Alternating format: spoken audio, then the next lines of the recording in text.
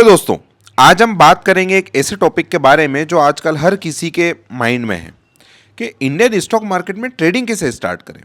अगर आपको लगता है कि स्टॉक मार्केट शुरू करना मुश्किल है तो मैं आपको ये मिथ आज बस कर दूंगा। सो बिना किसी देरी के चलिए शुरू करते हैं। सबसे पहले ये समझना जरूरी है कि स्टॉक मार्केट होता क्या है।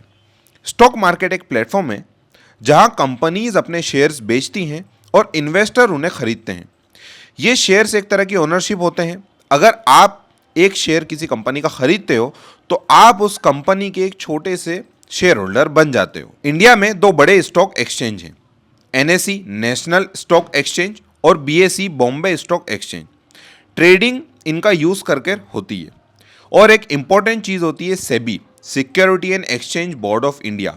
यह ऑर्गेनाइजेशन इंश्योर करती है कि मार्केट में सब कुछ ट्रांसपेरेंट, सेफ और रूल के हिसाब से हो। अब बात करते हैं दोस्तों ट्रेडिंग शुरू करने की। अगर आपको ट्रेडिंग शुरू करनी है तो आपको कुछ स्टेप्स फॉलो करना होंगे। सबसे पहले आपको एक डीमेट अकाउंट और एक ट्रेडिंग अकाउंट खोलना होगा। डीमेट अकाउंट में आप अपने शेयर्स रखेंगे और ट्रेडिंग अकाउंट के थ्रू आप शेयर्स खरीदेंगे और बेचेंगे। मार्केट में काफी सारे ब्रोकर्स हैं जैसे जीरोधा, अपस्टॉक्स, एंजल वन और भी कई। आप इन प्लेटफॉर्म पे अपना अकाउंट ऑनलाइन ओपन कर सकते हैं। आपको पैन कार्ड, आधार कार्ड और बैंक डिटेल्स देनी होगी। और अगर आप दोस्तों एफएनओ यानी फ्यूचर्स एंड ऑप्शन ट्रेडिंग करते हैं तो आपको अपने बैंक अकाउंट का 6 महीने का स्टेटमेंट भी देना होगा। आपके डीमेट अकाउंट को बैंक अकाउंट से लिंक करना होता है। ये इसलिए ज़रूरी होता है ताकि आप शेयर खरीदते और बेचते वक्त इजीली पैसा ट्रांसफ़र कर सकें। अकाउंट बन गया, अब आती है सबसे इंपॉर्टेंट चीज़, मार्केट को समझना। इंडियन स्टॉक मार्केट दो मेजर सेगमेंट्स में डिवाइडेड है, प्राइमरी मार्केट और सेकेंडरी मार्केट।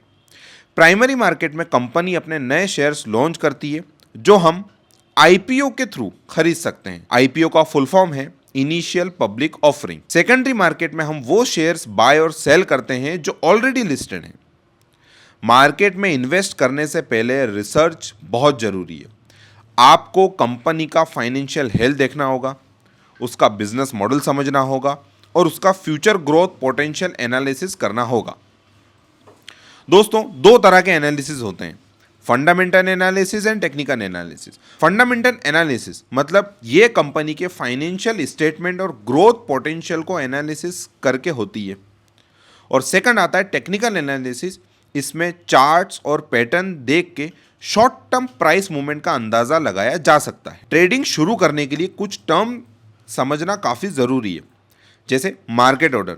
जो प्राइस उस वक्त चल रही है उस पर या तो शेयर को बाय करना या सेल करना, उसे कहते हैं मार्केट ऑर्डर।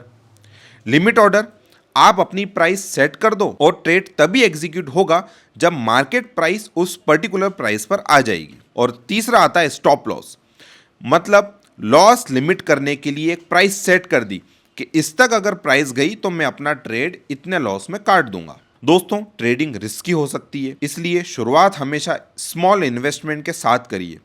पहले एक दो कंपनीज में इन्वेस्ट करिए और फिर धीरे धीरे अपने पोर्टफोलियो को डाइवर्सिफाई करो। एक और चीज़ याद रखो दोस्तों, अपने सारे पैसे एक ही सेक्टर में इन्वेस्ट मत करो, हमेशा अलग अलग सेक्टर्स में इन्वेस्ट करो, जैसे IT, pharma, FMCG, real estate etcetera etcetera, ताकि रिस्क आपकी डाइवर्सिफाई हो जाए। अगर एक सेक्टर अच्छा परफॉर्म नहीं कर रहा है तब भी दूसरे सेक्टर में अच्छा परफॉर्मेंस, आपका एक अमाउंट बढ़ रहा है। आपका एक ही सेक्टर में अगर आप पैसा लगाओगे, अगर वो डूब गया तो आपका सारा पैसा उसी में चला जाएगा। अगर आप बिगनर हो तो मैं रिकमेंड करूंगा कि आप वर्चुअल ट्रेडिंग ट्राई करो। काफ़ी सारे प्लेटफॉर्म हैं जो फेक मनी के साथ रियल टाइम ट्रेडिंग प्रैक्टिस करने का ऑप्शन देते हैं। इससे आपका कॉन्फिडेंस बिल्ड होगा। कुछ पॉपुलर वर्चुअल ट्रेडिंग ऐप हैं जैसे मनी भाई, trading view, paper trading etcetera etcetera. तो दोस्तों ये थी कुछ बेसिक बातें जो आपको ट्रेडिंग शुरू करने से पहले पता होनी चाहिए। लेकिन एक बात याद रखो दोस्तों, स्टॉक मार्केट में इन्वेस्ट करते वक्त हमेशा डिसिप्लिन रहो, हमेशा अपने गोल सेट करो और उससे डटे रहो।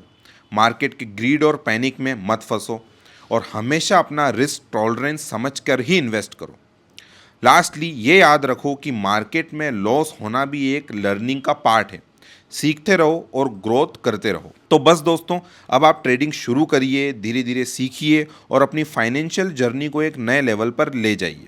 अगर आपको ये वीडियो हेल्पफुल लगी तो इसे लाइक करें, शेयर करें और इस चैनल को सब्सक्राइब जरूर करें।